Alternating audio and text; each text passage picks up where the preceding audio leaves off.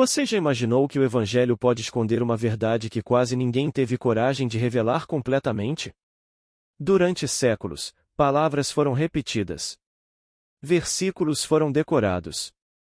Dogmas foram defendidos. Mas, será que você realmente conhece o que Jesus quis dizer?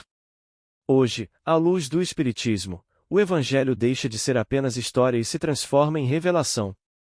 Severino Celestino mergulha nas raízes hebraicas, nas traduções esquecidas, nas entrelinhas que a maioria nunca questionou. E o que surge disso não é ataque à fé. É a profundidade. É a consciência. É a responsabilidade. Jesus não pediu seguidores cegos. Ele pediu reflexão.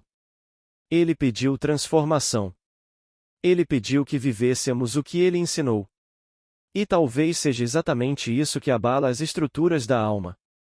Porque quando você entende que servir não é trabalhar, que amar é mandamento, que o Cristo não fundou religião, mas convocou consciências, algo dentro de você começa a tremer. Fique comigo até o fim. Essa mensagem pode reconstruir a forma como você enxerga o Evangelho. Mas nós vamos falar agora de um ser, o nome, a pessoa, o espírito, o ser iluminado que mais aparece no Google. Jesus. É o homem mais requisitado, mais solicitado, mais pesquisado do mundo. Também não poderia ser diferente. Foi ele que dividiu o tempo. Ninguém dividiu o tempo entre antes e depois de si. Jesus dividiu. Até os nossos queridos companheiros e irmãos judeus, eles dizem assim, eu tenho um amigo que diz assim, eu não acredito que esse cara, ele usa essa expressão, seja o Messias, que esse cara tenha a importância que tem, mas eu tenho que tirar o chapéu, porque para encher o meu cheque, eu tenho que botar 2014, senão o banco não paga, embora eu como judeu, sabe que nós estamos no ano 5.790 e tarará, mas eu tenho que botar 2014, senão não será reconhecido. Então isso é vamos dizer assim, uma observação que eu achei interessante, dele reconhecer que Jesus é importante, embora ele não aceite ou não entenda assim, é natural, respeitamos isso também. Mas Jesus é realmente um ser que me enternece, me emociona. Não conheço ninguém para que eu não posso dizer que o amo, porque eu não faço tudo que ele pede, eu tento fazer, mas não há ninguém como ele. Ninguém. Nos ensinamentos, nas atitudes, no comportamento. E quando eu vejo essa foto, é um lugar que eu sempre me transporto espiritualmente, é esse lugar. Essas oliveiras falam muito. E quando a gente sabe que essa oliveira aqui, pode ter visto Jesus passar por aí, porque a oliveira é uma planta que ela se autofecunda. Ela não precisa de polinização. Por isso que a oliveira, o sicômoro também é lá de Jericó, aquele que a gente viu lá do. Então essas plantas elas são milenares aí. Você observa que está deserto, está cercado, ó. Porque todo mundo gosta de tirar uma folhinha, e a mulher brasileira, cada bolsa dela teria que ter uma folhinha de oliveira. Se abrisse, não existia mais oliveira aí, porque o tanto de brasileiro que passa aí, né? Mas essas oliveiras deram nome a um monte que notabilizou o ministério de Jesus na Judéia. Porque esse monte, eu começo a nossa futura obra, que vai ser lançada, falando da importância do Monte das Oliveiras para o cristianismo primitivo. E é um monte curioso, porque ele fica olhando para Jerusalém. No meio tem o vale do rio Cedron, que a gente não vê mais o rio, ele está canalizado por debaixo da cidade. Mas são dois montes que estão face a face. Jesus vivia em Jerusalém pregando, mas realizou muitas coisas nesse monte. Foi visto a última vez nesse monte, lá no cume. Foi nesse monte que ele ensinou os discípulos a rezar o Pai Nosso. Foi aí que ele ensinou a oração do Pai Nosso. Foi nesse monte que ele chorou sobre Jerusalém, no chamado Domus Fleviti, que é o Senhor chorou. E foi nesse local, vizinho a esse local, que Jesus fez uma das principais revelações da sua vida, para mostrar que nós estamos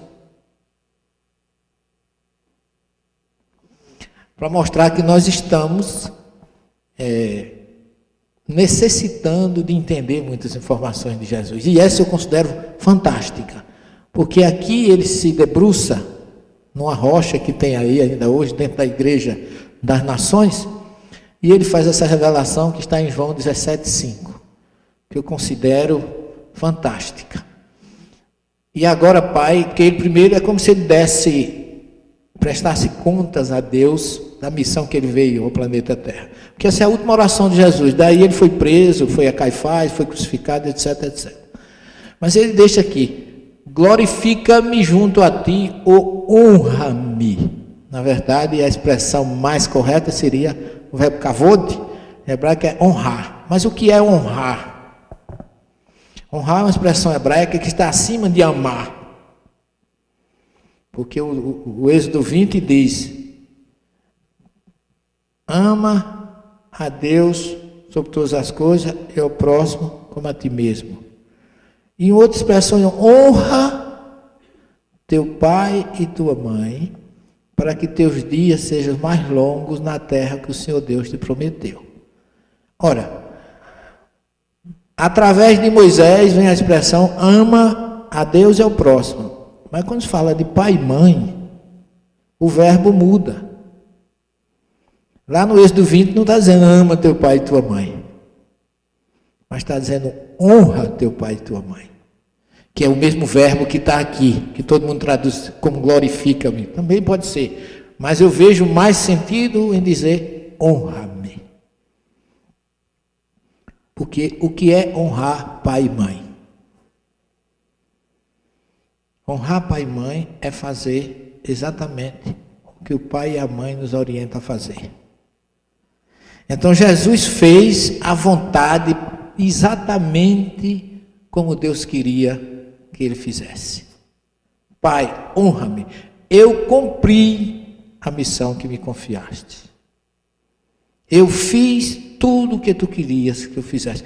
Por isso que ele declara algumas vezes: eu e o Pai somos um. Porque ele estava tão sintonizado com Deus que ele fazia tudo o que Deus queria. Ok? E aí ele diz: a glória que eu tinha, ou a honra que eu tinha junto a ti, antes que a terra e os céus existissem. Olhem, aqui eu vou aproveitar para deixar um esclarecimento para vocês. A criação, que está narrada no livro do Gênesis, Moisés começa dizendo assim: no princípio, Deus criou os céus e a terra. É mais ou menos isso, não é perfeitamente isso, mas eu quero chamar a atenção para a expressão céus e terra. O que significa céus e terra? Céus e terra é o nosso planeta, que é composto de céu. O que é céu? Céu, em hebraico, chama rakia, que é lâmina branca, lúcida, com uma espécie de uma concha invertida, uma taça. Você olha para o céu, que a gente chama de céu, que o hebraico chama shamayim, que significa cheio d'água, porque é de lá que cai a chuva. Essa é a expressão. Por isso que ele chama Bereshit bara Elohim et hashamayim ve'et haaretz. No princípio que Deus, os céus, chamaia, essa lâmina, essa que ele chama de ráquia, que é lâmina, ou concha, ou taça invertida, translúcida, transparente, de onde cai a chuva. No princípio Deus criou isso, que é cheio d'água em cima e tem terra embaixo. O que é cheio d'água em cima e tem terra embaixo? O nosso planeta. Então, todo mundo traduz isso aqui como antes que o mundo existisse. O mundo é o universo. E o universo não é só a Terra. Então, é isso que eu quero chamar a atenção para a gente entender essa revelação de Jesus. O universo é composto de diversos planetas como a Terra. A casa de meu pai tem muitas moradas, se assim não fosse, eu vos teria dito. Então Jesus está dizendo, naquele momento, prestando conta, Pai, mostrando que Ele não é Deus. E quando a gente diz que Jesus não é Deus, na concepção do conceito da doutrina espírita, porque muitos cristãos aceitam que seja, não estamos diminuindo Jesus. Pelo contrário, nós estamos fazendo o que Jesus disse, porque quando chamaram Ele de bom, Ele disse, por que me chamam de bom? Bom é meu Pai que está no céu. Ele separou isso muito bem.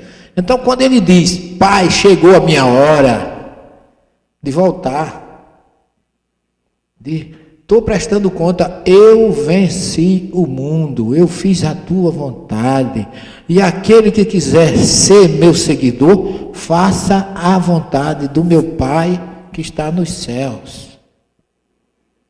Jesus foi submisso e humilde à vontade de Deus. Agora, meu Pai, já que eu vou voltar, honra-me com a mesma honra que eu tinha junto de ti, antes que a terra e os céus existissem. Em outras palavras, para Jesus foi uma honra estar com Deus, no momento que a terra foi criada, para Ele assumir a presidência desse planeta, por amor a nós. E isso para Ele foi uma honra. É uma questão muito profunda para a gente refletir como é que o Espírito se sentiu feliz de descer a esse poço de lama que é o nosso planeta, para trazer a mensagem de amor, de igualdade, de tolerância, de perdão, de fraternidade que Jesus trouxe. É um trabalho assim magnífico. E cada expressão do Evangelho leva muito mais profundo a essa conclusão de que esse ser que nós chamamos de homem é descê-lo, mas esse ser infinitamente superior em milhões de vezes à luz que nós temos, que merece no mínimo que a gente faça a pergunta que Paulo fez: Senhor, o que queres que eu faça? Então aqui ele deixa essa lição para nós. E se ele assumiu a presidência do nosso planeta, tudo o que aconteceu depois disso é obra dele. Ele enviou Abraão, Isaac, Jacó, os profetas, tudo isso que eu falei. Ele, como segundo Emmanuel, olha como Emmanuel é profundo, quando ele diz assim: Moisés no Monte Sinai recebe dos emissários do Cristo o código que pode ser considerado o maior código moral de todos os tempos. Emmanuel sabe que realmente Jesus enviou pessoas, seres que através desse envio, pela vontade dele, trouxe a primeira revelação, que é o que a gente precisava para começar a crescer, porque Emmanuel coloca lá em Missionário da Luz, em A Caminho da Luz, que antes da Terra ter condições de ser habitada, espíritos superiores reuniram-se, iluminados, e colocaram a Terra no seu eixo gravitacional para poder ela se tornar habitável. E é nessa hora que Jesus já estava com Deus. Ela agora já pode ser habitada, eu vou cuidar daquelas crianças, que somos nós que ainda não saímos do jardim da infância.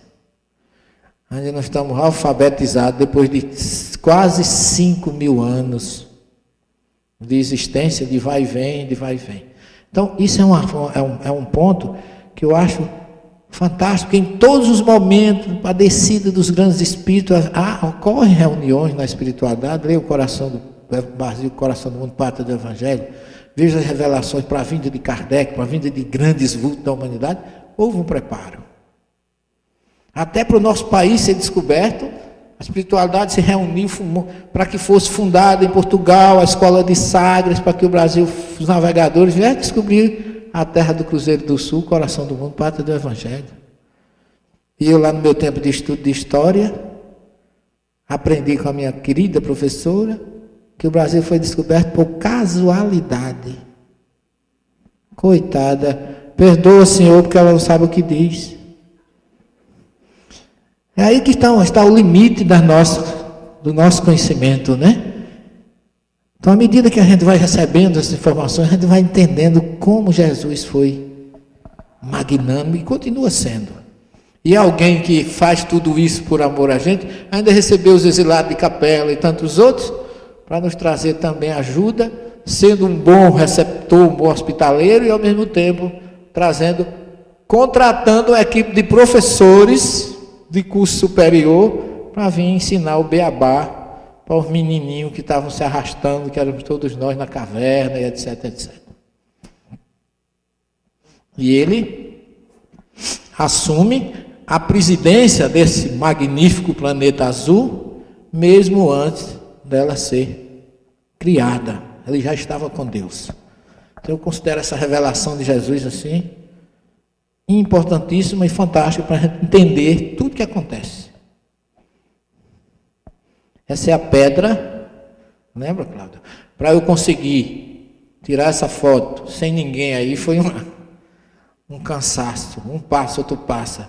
Outro dia que a gente chega tem missa. Em todas as viagens que eu fui lá, uma vez só eu encontrei essa pedra, tive condições de tirar essa foto sem ninguém. Essa é a pedra, você observa que tem uma coroa de espinho feita em metal, com esse espaço que é símbolo da sabedoria, do amor e da fraternidade. E essa rocha, ela era bem alta, mas aí fizeram o aterro e hoje ela está mais ou menos ao nível do solo. Mas é um lugar que a gente chega e não tem vontade de sair. É maravilhoso, é fantástico. E está exatamente aqui, aquelas oliveiras são essas, essa aqui é a igreja das nações e aquela pedra está aqui dentro. Cada cúpula dessa foi construída por uma nação, doação de uma nação, e o nosso país, graças a Deus, está aí representando uma dessas cúpulas. Aqui você vê na frente os evangelistas, Mateus, Marcos, Lucas e João, a entrada. Aqui é quase sempre o local onde a gente faz o encontro com as pessoas e vai explicar a importância daquele local. E ali é o Monte das Oliveiras, do lado de cá é Jerusalém. Então é só o Vale do Cedron, que passa aqui embaixo. Aqui em cima são os ônibus, o rio passa aqui, do lado de cá é Jerusalém, do lado de lá o Monte das Oliveiras, aqui está a igreja de Maria Madalena, e vai por aí afora.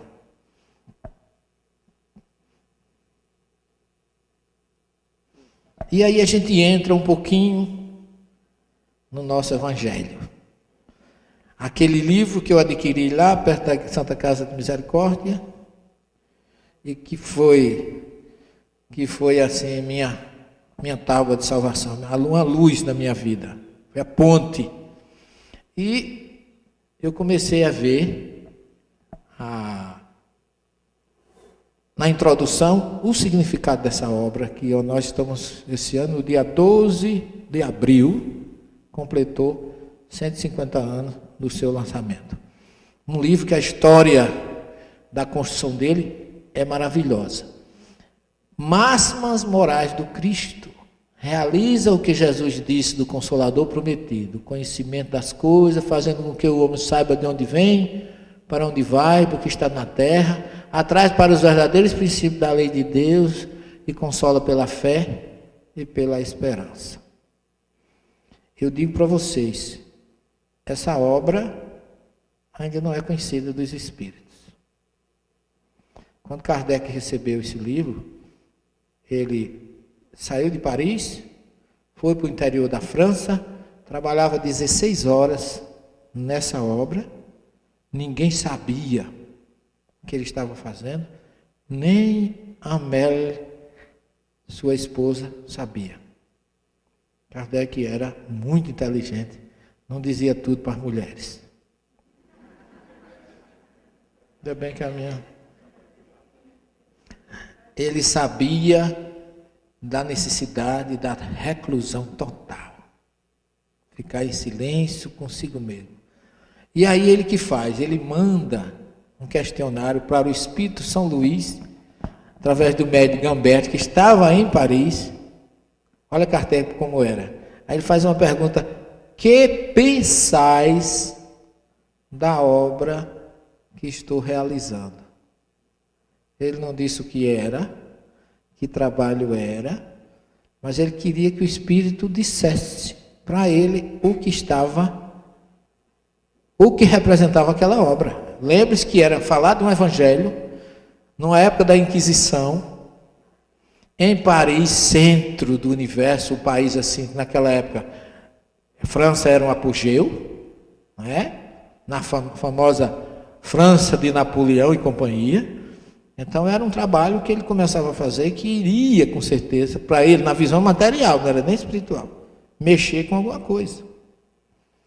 E aí o Espírito São Luís diz assim: a obra que no momento realizas fará com que a Terra deixe de gravitar entre os planetas das trevas ou das sombras. Então observem a colocação do Espírito com relação a essa obra. A Terra deixa de gravitar entre o planeta das trevas. Então era uma obra fantástica. E aí Kardec diz assim: eu estarei à altura de tamanha tarefa? Observem vocês que Kardec já tinha lançado o Livro dos Espíritos e o Livro dos Médiuns. E ele pergunta se ele está à altura de tamanha responsabilidade. O Espírito São Luís diz assim: tu tens a fé dos que removem montanhas. Estamos contigo. Não te preocupes. Você já não sabe, tu já não sabe separar quando é você ou o Espírito da Verdade que fala por você. Tamanha era a sintonia. E olha que Kardec dizia que não era médium. Ele nunca se titulou médium.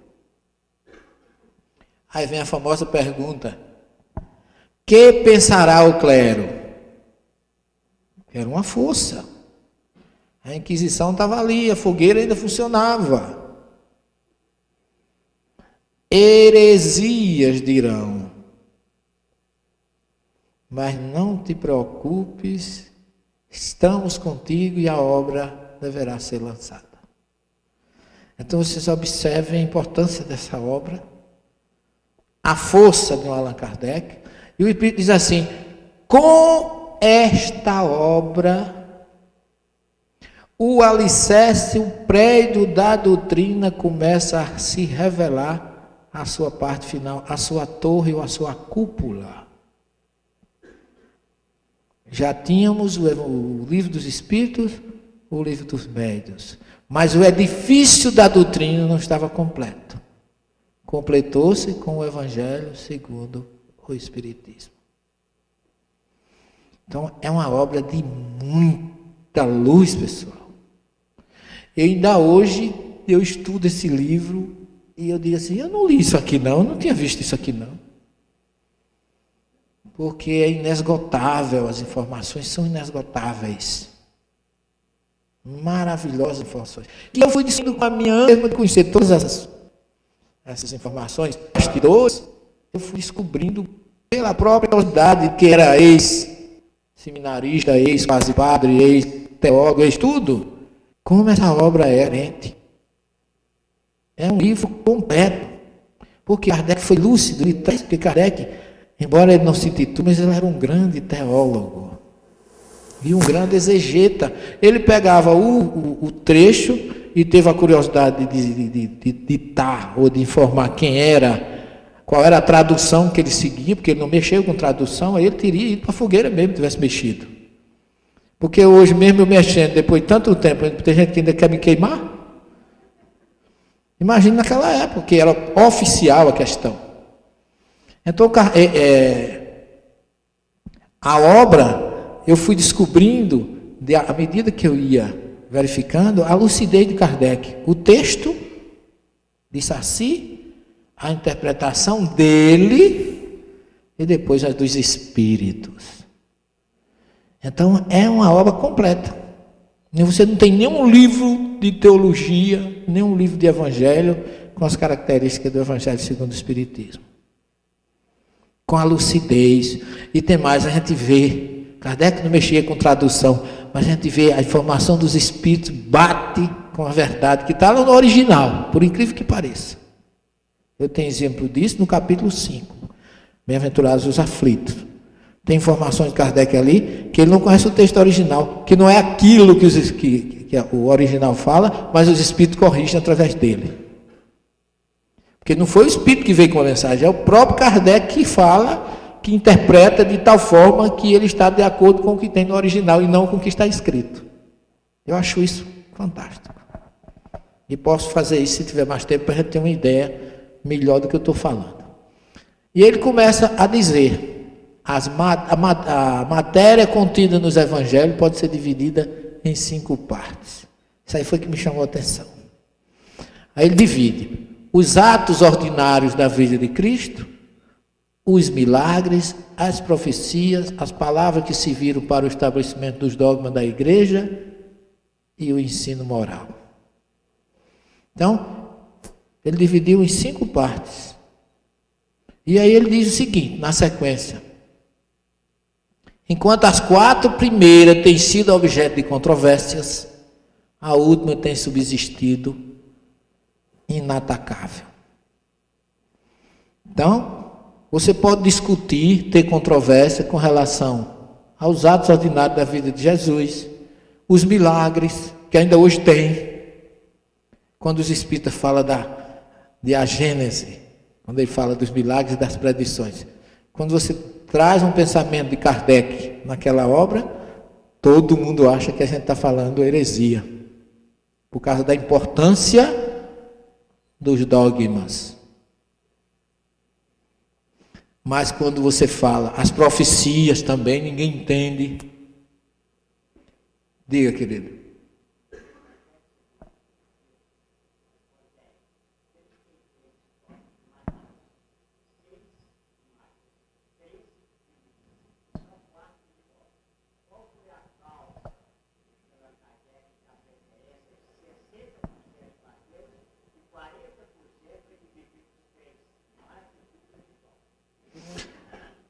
Eu não posso te explicar isso exatamente, porque eu estaria extrapolando essa questão.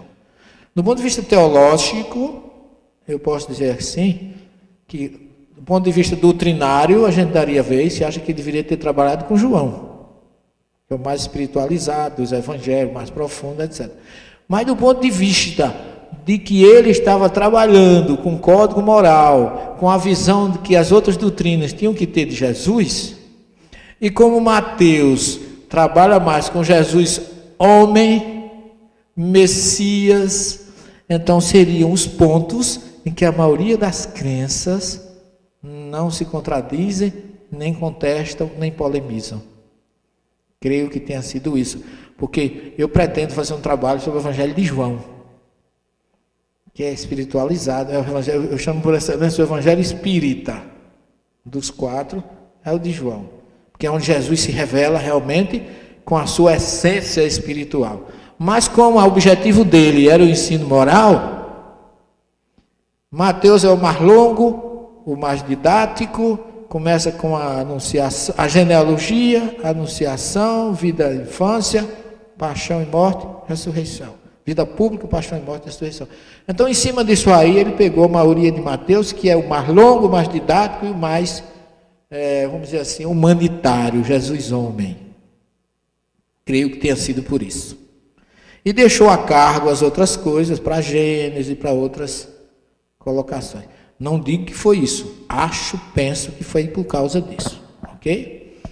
Então, ele diz exatamente isso, que as 4 primeiras polêmicas, mas a última, o ensino moral, ele escolheu e justifica porque escolheu. Porque ele diz assim: diante desse código divino, a própria incredulidade se curva. É o terreno em que todos os cultos podem encontrar-se. A bandeira sob qual todos podem abrigar-se, por mais diferentes que sejam as suas crenças, porque nunca foi objeto de disputas religiosas, sempre por toda parte provocadas pelos dogmas. Então está aí a justificativa de Kardec para escolher o ensino moral. Porque honrar pai e mãe, amar o próximo, tá certo? Falar do Sermão do Monte. Então, é um evangelho que eu tive um pastor no meu consultório, e nas horas vagas, eu sou cirurgião dentista. Eu digo nas horas vagas porque eu acho que eu trabalho mais para doutrina do que para... E eu atendendo no meu consultório, chegou um cidadão, e eu tenho no meu consultório mensagem de Chico, Evangelho segundo o Espiritismo, não é para impor. Mas eu tenho um padre amigo que chega lá, pega as mensagens do Chico e diz assim: professor, posso levar? Pode. Olha, eu leio na minha igreja, não digo de quem é, mas eu leio, o povo adora. Aí eu corto aqui embaixo onde tem psicografia de Chico Xavier e dou para eles. Adoram, padre, que coisa linda. Então é importante que a mensagem chegue. Então, na verdade, esse pastor chegou e no primeiro dia logo, ele já chegou com aquelas coisas do maravilhoso e do subnatural. Porque ele chegou dizendo assim, eu fazendo o exame dele, né? O exame bucal. Aí ele disse assim: na minha igreja, chega essas pessoas com esses dentes que tem essas restaurações pretas, que é amálgama, né? Amálgama de prata, que é as restaurações escuras.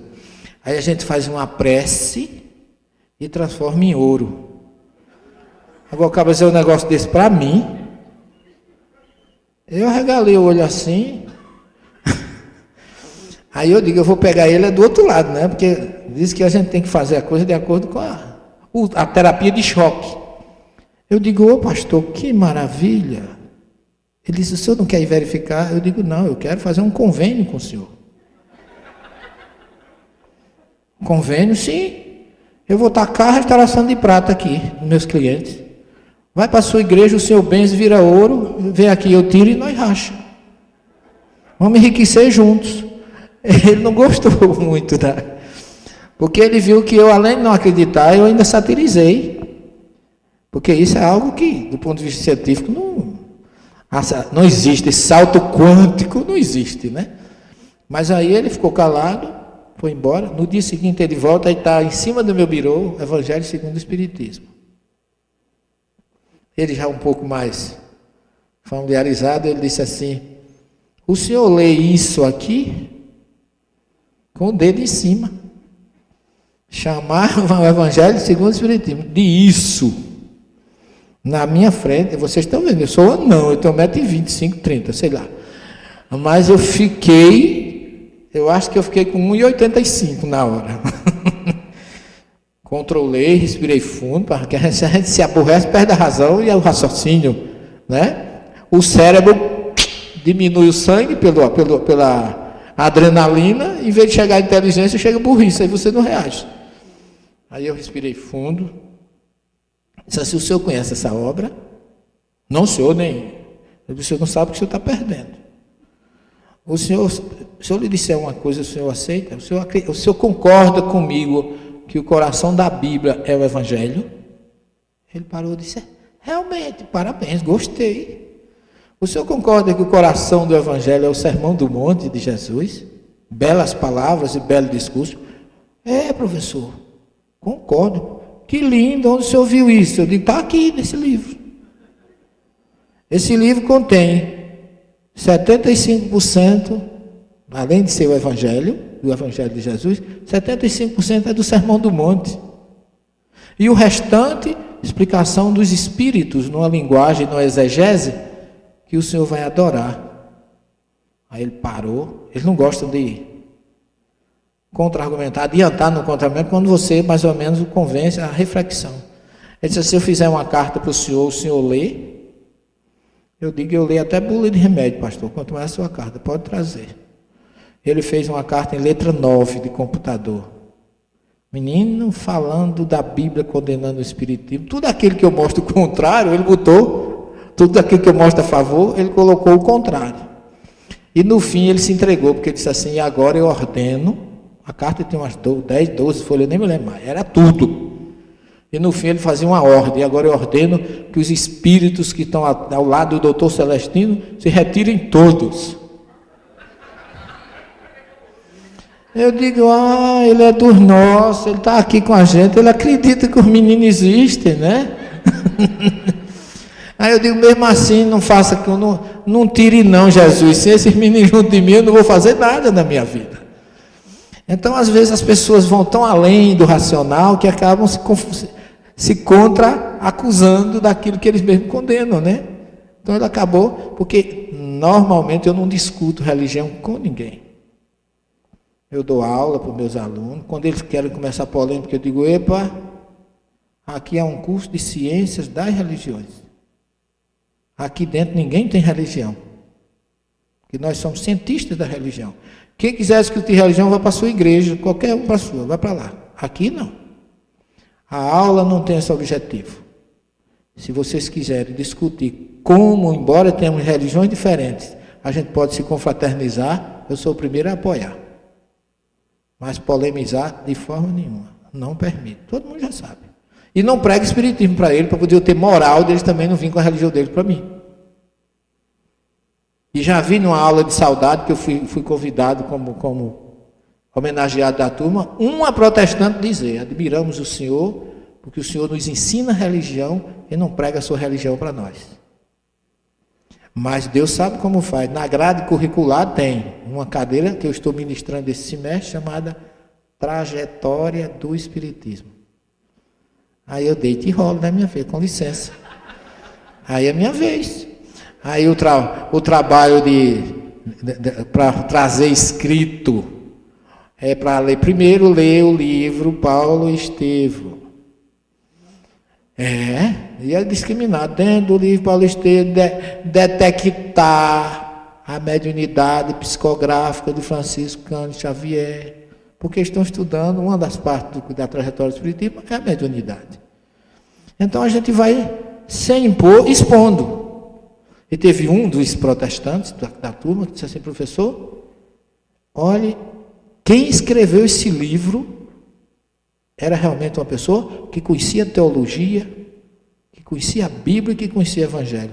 Eu disse um semi-analfabeto chamado Francisco Cândido Xavier. E daí, meu filho, está a prova que se ele não podia escrever isso, existia um espírito que através dele escreveu. Aí encontrei aquela bela passagem que Chico foi reprovado, levou 5-0 na prova de ascensão de cargo interior, e o presidente do DASP chamou ele para dizer, olha, eu acredito no espiritismo, eu não sou espírita, mas alguém que tirou 5-0 nessa prova não podia ter escrito uma obra como Paulo Estevam. E Chico disse para você ver, disse para o amigo dele, que ele não teve nem coragem disso só. Os espíritos puseram 5-0 em mim para poder as pessoas acreditarem na doutrina.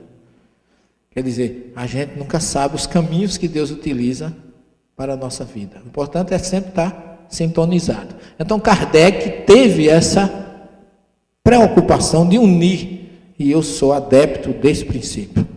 Sempre unir, sempre respeitar. Agredir o outro porque tem uma religião diferente da nossa, eu sempre digo nas minhas aulas, quem critica o outro que tem uma religião diferente, e se é cristão, nem conhece Jesus, nem conhece a sua religião, nem conhece a religião do outro. Porque Jesus não deixou religião nenhuma. Mas tem que partir daí. Se o discutissem, veja bem, Kardec coloca, as seitas teriam, aliás, encontrado nela a sua própria condenação. Porque a maioria delas se apegaram mais à parte mística do que à parte moral, que exige reforma de cada um. Para os homens, em particular, é uma regra de conduta que abrange todas as circunstâncias da vida privada e pública, o princípio de todas as relações sociais, fundada na mais rigorosa justiça. Se as pessoas fossem estudar o ensino moral, ele exige o quê? Reforma nossa. E quando exige reforma interior, toda religião que se preza tem que exigir mudança do seu seguidor. Por isso que ele diz que as pessoas se pegaram mais à parte mística do que a moral, porque a moral é que exige a reforma, a mudança. Jesus teve moral porque ele mostrou como fazia. Ele não disse, olha, ele foi um líder que venceu porque ele era um líder que não mandava. Ele fazia, ele mostrava como fazia. Ele percorreu a Judéia, a Galiléia, a Samaria, toda aquela região toda a pé, na frente do grupo. Ele não ficava no escritório lá de Genezaré, no ar-condicionado, e dizia aos discípulos, vamos pregar. Não. Ele ia na frente, curando, ensinando, dando exemplo, atendendo, na poeira, como aquele que não se cansava. Esse aqui é o líder. E no final, quando ele chegou a ordenar, depois que ele passou o tempo todo, a última ordem dele foi: eu deixo para vocês um mandamento novo. Repara a força de Jesus, porque já existia um mandamento da Torá, 613 mandamentos. A gente conhece os 10, mas são 613 que tem nos livros de Moisés. Jesus disse: eu vos deixo um mandamento novo. O Levítico 19, 18 diz: ama a Deus sobre todas as coisas e o próximo como a ti mesmo. Mas eu vou deixar um mandamento novo, mitzvah. Em hebraico é mandamento, e mandamento é ordem, não é pedido. Ele disse assim: olha, eu queria fazer, já que eu vou embora, eu vou fazer um pedido aqui a vocês. Viu, doutora Cláudia, no dia que a senhora amanhecer assim, mais bem-humorada, o sol estiver bonito, não tivesse frio, essa coisa toda, a senhora ame a doutora Cléria. Não pediu assim, não. Não era como se você estivesse disposto, não. Eu dei um mandamento novo: amai-vos uns aos outros. Mas vocês vão se amar uns aos outros, sabe por quê? Porque eu ensinei como fazer isso. Eu já mostrei como fazer. Vocês não podem chegar para mim e dizer assim: como é que eu vou amar fulano se o senhor não me ensinou? Ele já tinha amado prostitutas, republicanos, todos aqueles que eram considerados errados, Zaqueu, a mulher adúltera, a pecadora arrependida, amou a todos. E no final, na última refeição de despedida, tomou água numa bacia, lavou os pés de todo mundo, e depois disse: o que eu faço é para que vocês façam uns aos outros. Então ele mostrou tudo como era que. Agora, já que eu mostrei tudo, agora eu estou dando um. Vocês têm a obrigação de fazer. É muito forte. Jesus foi realmente um ser que foi dócil, solidário, companheiro, paciente. Respeitou as mulheres? Não, ele colocou a mulher no mesmo patamar do homem, com o mesmo direito que o homem tinha, mostrando que não existia diferença de sexo. Então ele era realmente um ser inigualável, que mostrou o caminho e como fazer e por que fazer. Kardec ainda coloca: é por fim e acima de tudo o caminho infalível da felicidade a conquistar, uma ponta do véu erguida sobre a vida futura. É essa parte que constitui o objeto exclusivo dessa obra.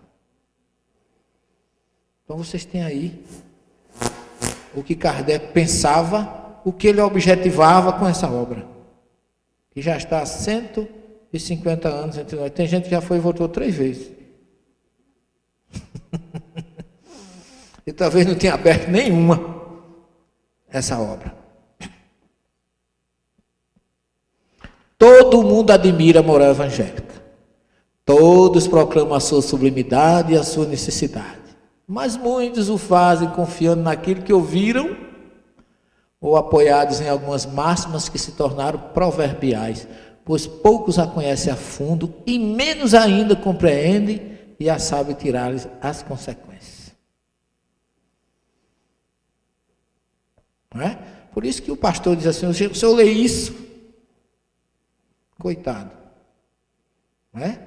Vai reencarnar para aprender a ler o Evangelho. É o jeito.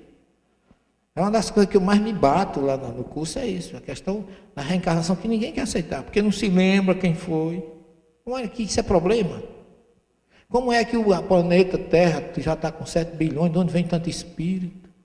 Se você reencarna, não era para ter a mesma coisa? O menino cria juízo, deve tanto, Jesus recebe daqui, manda para lá, a Terra recebe de um canto, manda para outro. Tem a migração de planeta, Deus cria espírito todos os momentos. Então, isso não é problema. As pessoas arrumam dificuldades pueris para negar uma coisa que não foi criação nem da doutrina. Se for, já tinha se acabado. Mas vem de longas datas, né? A razão disto está em grande parte nas dificuldades apresentadas pela leitura do Evangelho, inteligível para a maioria. A forma alegórica, o misticismo intencional da linguagem, fazem que a maioria o leiam por desencargo de consciência e por obrigação, como leem as preces sem as compreender, o que vale dizer, sem proveito. Os preceitos de moral espalhados no texto, misturados com as narrativas, passam desapercebidos. Torna-se possível apreender o conjunto e fazer os objetos de leitura e meditação separadas. Vocês querem um exemplo? Quando Jesus cura lá na piscina de Betesda, ou piscina probática, lá perto da Porta das Ovelhas, em Jerusalém, ele coloca, tem um paralítico, Jesus vai chegando e diz assim: Senhor, estou aqui há 38 anos. E como eu sou paralítico, lá, a piscina probática fica embaixo, o Monte Sião fica em cima, então a água escorre, desce para ali, aquelas águas, acho que até na descida revolvia, trazia alguns sais, ou a própria tradição ou crença, quem entrasse ali primeiro, dizia que a água tinha sido tocada pelo anjo, e quem entrasse primeiro seria curado. Aí Jesus disse: você não consegue entrar? Não, mestre, não consigo. Então toma teu leito, vai embora. Você está curado. O homem levantou, pegou a caminha dele e foi embora. Imagina o cara num dia de sábado, se ela não sabe. Está no lugar daquele, sair com a cama nas costas, não podia fazer nada em Jerusalém. Olha Jesus como era psicologicamente um homem sabido na divulgação do que ele fazia. Ele provocava aquilo que nós temos de mais interessante, ou o preconceito, ou a crítica, ou a curiosidade.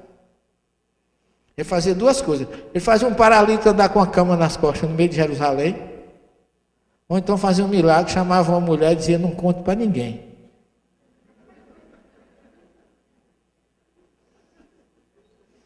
Isso era na Galileia. Quando o cara chegava na Judéia, Jerusalém todinha já sabia. Eu não tinha rádio, televisão, jornal, internet, WhatsApp, Twitter, não tinha nada disso. Facebook lá em Ipuã, não tinha nada disso. Então ele usava os meios. Então naquele sábado chamou a atenção de quem? Dos ortodoxos. Era um grande psicólogo. Dos dogmáticos fariseus que diziam assim: não pode fazer nada no dia de sábado. E eu fiz uma conferência lá em João Pessoa, no congresso, e teve uma moça que era uma adventista do sétimo dia, que eu falando inconscientemente, eu disse: olha gente, o Êxodo 20 fala que ninguém deve fazer nada no sábado, guarda o dia de sábado. Mas aquela informação foi para os judeus. Eles estavam vindo do Egito, escravo há 400 anos, não tinha um dia de folga. Então Jesus instituiu através de Moisés um dia para que eles, além de ter o direito de descansar como o ser humano tinha, se lembrarem que aquele dia representava uma liberdade na vida deles. Então para o judeu era necessário, e ainda hoje eles são necessários. Mas para cristão isso não tem valor nenhum. E a moça era adventista, e o adventista não faz nem prova no dia de sábado. E ela estava com um problema na igreja e com drama de consciência, que não estava guardando o sábado. Aí veio me agradecer, em nome de Jesus: Senhor, o Senhor não sabe o benefício que o Senhor me fez. Minha filha, quer dizer que eu não tenho a obrigação de guardar o sábado? De forma nenhuma. Você não faz mal nenhum de poder descansar no domingo, que é a tradição do povo ocidental, que já foi uma influência romana. Contra o judaísmo, criaram o domingo, dia do Senhor. Aí não ficou o sábado, ficou o domingo. Mas Nada mal, a gente descansa no domingo, mas trabalha na segunda. E você não é obrigado, você não é judeu. E a gente tem essa mania. Porque Moisés condenou a consulta dos mortos, como eles dizem, para o povo judeu que vinha do deserto, cheio de idolatria, politeísmo, etc, etc. Dizem que nós espíritos temos alguma coisa a ver com isso. E ainda tem espírito que acredita e fica com medo. Isso é uma obsessão geral.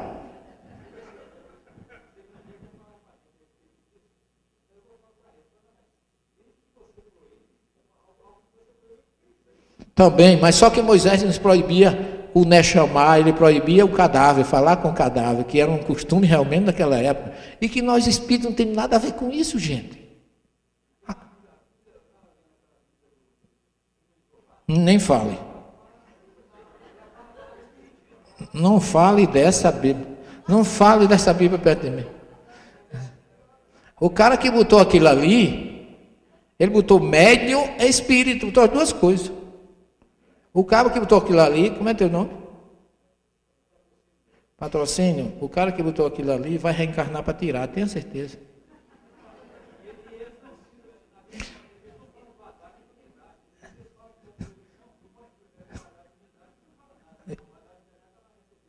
Exatamente, mas aí que está, a Bíblia para ele serve uma página, outra não. Para nós espíritas serve todas.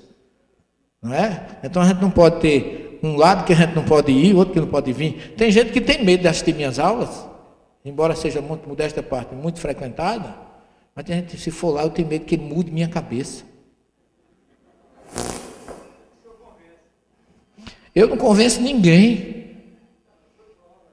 Eu chamo as pessoas a refletirem. Porque eu descubro essas coisas há quantos anos? Se eu fosse uma pessoa que tivesse medo da verdade, porque eu comecei com Jesus, João 8,32, conhecereis a verdade vos libertará. Nunca descobri nada de novo que mudasse a minha confiança, meu respeito e meu amor por Jesus, então eu não posso ter medo da verdade. Pelo contrário, aumenta. Mas vou voltar aqui à história do homem da piscina, do paralítico com a cama nas costas. Chamou a atenção de todo mundo. Aí o fariseu começou a perguntar, o próprio curado, quem foi que fez isso contigo? Ele disse, eu não sei não, foi um homem que estava lá embaixo, na hora mandou eu andar, mas você precisa me dizer quem foi. Aí, Jesus, depois de fazer isso tudinho, ainda faltava dar o arremate. Ele não estava satisfeito com chamar a atenção, não. Ele queria mostrar o troco para o menino. E aí ele vai para o templo encontrar com o curado, que não se lembrava dele, mas Jesus se lembrava, sabia quem era, lógico que Jesus sabia. Aí chegou lá e disse, olha, vem cá, eu te curei. Já se identificou. Eu te curei, mas vou te dizer uma coisa, tu não erra mais não, viu? Então coisa pior vai te acontecer. Aí ele disse, aí nem escutou o que Jesus disse. Foi atrás do fariseu para dizer a ele, olha, foi aquele cavalinho que me curou. Aí os fariseus caíram isso é um herético. Como é que esse homem está fazendo cura no dia de sábado? Ele está contra nós, está contra a Torá. Não é? É o que muita gente diz conosco, Espírito, cadê a tua caridade? Não é? A gente começa as cobranças. Aí Jesus diz assim, olha, o dia tem 12 horas. Eu e meu pai trabalhamos até hoje. Meu pai trabalha sempre e eu trabalho até hoje. Essa tradução está completamente equivocada. Você vai no texto original, Jesus não falou que trabalhava ele e o pai. Quem trabalha sou eu, você, o Carlos Eurípides ali, meu amigo. Eu trabalho, tem que ter um salário para sobreviver. Não é? É como Jesus diz assim, vocês têm horário para trabalhar. No dia tem 12 horas, que é o tempo que vocês trabalham. Mas eu e meu pai trabalhamos sempre. E ele não fala em trabalhar, não. O verbo lavou no original hebraico, que todo mundo traduz como trabalhar, dele deriva o substantivo ovede, que ovede é trabalhador, ou melhor, é servidor. É o escravo que servia sem ter remuneração. Daí veio o termo tripalho, romano, que era um instrumento de tortura, que para bater no escravo, para ele trabalhar, render sem ganhar nada. mudou isso para o salário, e hoje nós temos os trabalhadores que temos horário para trabalhar. Tem o sindicato dos trabalhadores, tem a greve dos trabalhadores, greve dos ônibus. Você já viu dizendo no Evangelho, Jesus estava de greve lá na Galileia, não curou ninguém naquele período? Nunca ouviu falar, viu? Jesus, naquele dia, ele amanheceu meio chateado, disse, hoje eu não faço nada para ninguém. Avisa lá avisa lá a Deus, que hoje não tem expediente, eu não vou. Então criou-se um verbo aí que a gente não descobre por trás da mal tradução, que Jesus quis dizer que meu Pai serve e eu e meu Pai servimos até hoje. O verbo não é trabalhar, é servir. E quem serve, meu filho, nem tem salário, nem tem horário, nem tem expediente. É como o missionário, o servidor na doutrina espírita, o médico curador, o médico esclarecedor, o médico assistente. Vai chegar um telefonema na casa de Fernandinha, às 10 horas da noite, que tem um vizinho dela que está com problema de obsessão, está agredindo, está precisando de uma ajuda. Avisa lá para ele que agora eu estou de folga, só amanhã, depois da hora de expediente, é que eu vou lá atender. Não é bem assim. Quem serve, serve por amor e não tem horário. Por isso que ele diz lá no cenáculo, quem quiser ser o maior, seja o servidor de todos. Então observa a diferença de uma tradução que coloca eu e meu pai trabalhamos, não, eu e meu pai servimos. Eu vim aqui para que todos tenham vida. Eu sou o servidor de meu pai e de vocês. E nos ensinou a ser servidor. A gente trabalha, e diz um termo que tem no Talmud, que foi em cima disso aí, que Jesus falou com relação ao expediente, diz assim, você quer servir a Deus. A expressão é essa. Trabalhe, olha a diferença. Trabalhe, dê o seu expediente. E depois do seu expediente de trabalho, vá servir a Deus. Então você não pode misturar trabalho com servidão, com missão. Ai daqueles que misturam. E ai daqueles que criaram uma teologia aí chamada teologia da prosperidade, que acham que quem quiser receber de Deus tem que dar coisa material. Oremos por eles. Não estamos à altura de condenar. Já podemos até ter feito isso em outra ocasião. Mas já que estamos despertos, oremos a eles, porque a misericórdia divina faça com que eles despertem.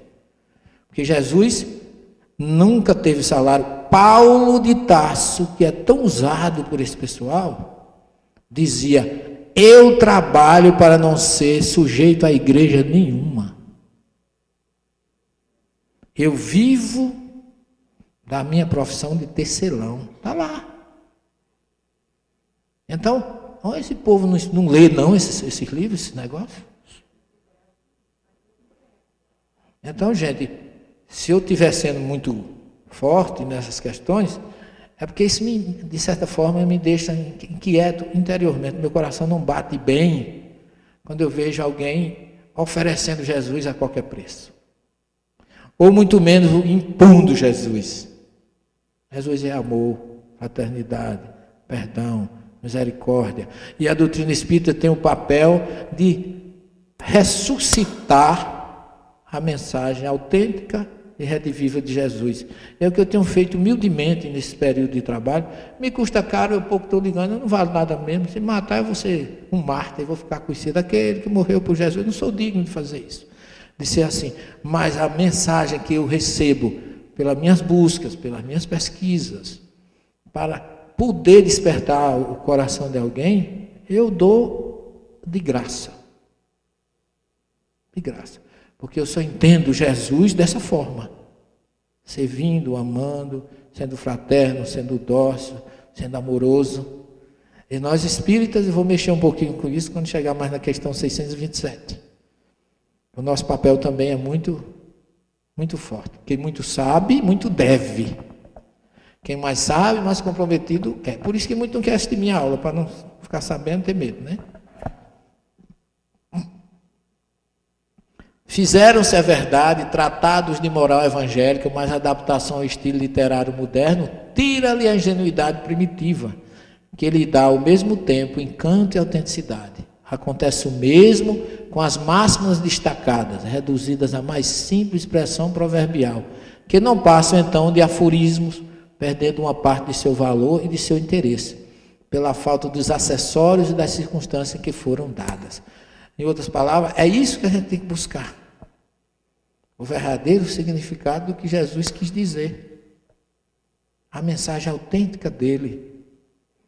Porque ela está muito deturpada. Ai daquele que alterar um só iude e assim ensinar os meus filhinhos. E quando eu leio isso também fico todo arrepiado, porque é o que mais a gente vê. Interpolações, retiradas. Você quer ver? Tem uma interpolação que me dói dizer que Jesus disse aos discípulos: ide, pregai e batizai em nome do Pai, do Filho e do Espírito Santo. Jesus nunca disse isso, gente. Interpolaram esse texto. Ide e pregai o que eu vos ensinei a todas as nações. Jesus nunca batizou. Está lá em João 4, os discípulos batizavam ele, não. Porque não é importante o batismo, gente. Se água e sabão resolvesse o problema, era uma beleza. Mas estava um banho com um bom sabonete Lux, vai sair, vai de propaganda não, né?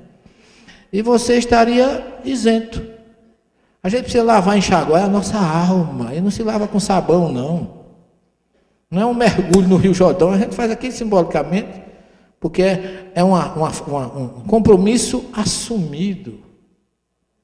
Batismo é filiação a uma filosofia de mudança. Não importa qual seja. Você quer continuar na sua religião? Às vezes as pessoas vêm fazer tratamento comigo, mas professor, e aí depois? Depois o quê? Eu tenho que ficar aqui? Não, de forma nenhuma. Você não é obrigado, você está sendo atendido e vai ser sempre atendido e bem recebido nessa casa. Agora você seja feliz aonde você puder. Mas eu sou da carismática, continue na carismática, agora seja diferente, mude. Não vai ser da carismática de noite e falar da vida alheia de manhã, não. Que nem a Igreja Católica quer isso. Então, a gente quer que as pessoas sejam aonde estiverem, porque não é a religião que você milita que vai contar no seu julgamento, mas atitudes que você pratica.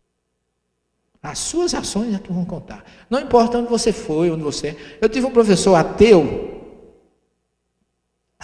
mesmo, não acreditava em Deus, fazia aquelas preleções. Aí um dia, ele chegou e disse assim: meu irmão essa semana bateu o carro, coitado, ficou sem transporte, levando os 3 filhos para a escola, de ônibus. E eu fiquei pensando, eu tenho dinheiro e meu irmão não tem. Ateu, viu? Aí eu peguei o dinheiro, disse: toma aqui, meu filho, compra um carro para você e para os seus filhos para a escola. E eu escutando, essas coisas já vai me roendo por dentro, né? Eu não consigo ficar calado. Tem hora eu devia ficar calado, mas tem hora que eu não fico. Aí disse assim: eu não entendo, o ateu dizendo, não entendo como é que gente tem milhões na conta do banco e fica insensível a alguém dormindo debaixo da ponte. Eu disse: professor, que coisa linda. Que atitude cristã.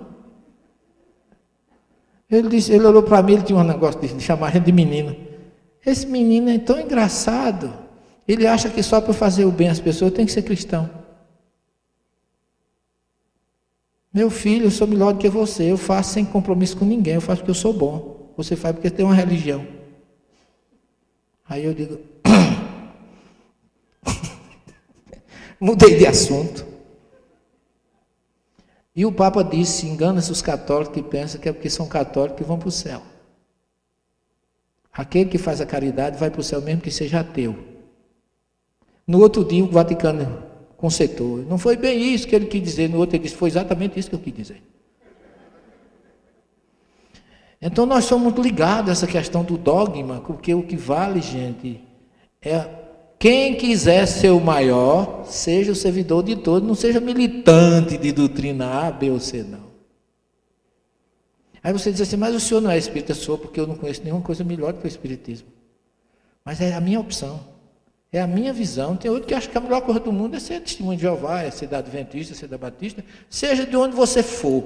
Agora seja uma pessoa fiel e amável com o seu semelhante. Existe uma razão pela qual o nome de Jesus atravessou séculos. Não foi por imposição. Não foi por medo. Foi pela força moral. Ele não mandava. Ele fazia.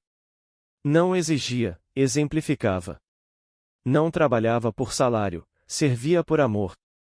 E quando disse amai-vos uns aos outros, não foi sugestão. Foi mandamento. O Evangelho à luz do Espiritismo não diminui Jesus. Ele o amplia. Ele o devolve à sua grandeza espiritual. Ele nos mostra um Cristo governador espiritual do planeta, servidor incansável da humanidade. E isso traz uma responsabilidade enorme. Quem muito sabe, muito deve. Talvez você não precise mudar de religião. Mas precisa mudar de atitude. Precisa sair da teoria e entrar na prática. Precisa deixar o Cristo nascer dentro de você. O Evangelho não quer aplauso. Quer transformação. Compartilhe essa mensagem com alguém que precisa redescobrir Jesus sem medo. Deixe nos comentários o que mais abalou sua alma hoje. E siga com a gente nessa jornada de despertar.